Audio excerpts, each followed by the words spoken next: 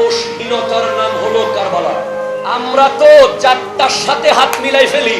10 টাকা দিলে অমুকের, 20 টাকা দিলে সমুকের, 50 টাকা দিলে তমুকের।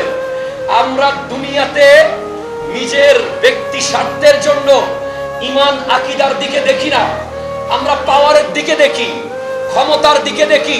তো ইমামে হোসেন, আপনি কারবালার মাঠে ইয়াজিদের হাতে একটু হাতটা লাগিয়ে দিতেন, আপনার দুধের শিশু আলী আসগর শাহাদত বরণ করতো না, আপনার আলী আকবরকে 70 টুকরা হতে হতো না, আপনার কাসেম ইবনে হাসান শাহাদত বরণ করতেন না, আব্বাস আলমদারের 2 বাজু কাটা যেত না, আব্দুল্লাহ কলবি নতুন দুলা বাসর ঘরে বিবি রেখে এসে হোসাইনের সাথে শহীদ হয়ে গেছে, বিবির সাথে দেখা করবে জান্নাতে।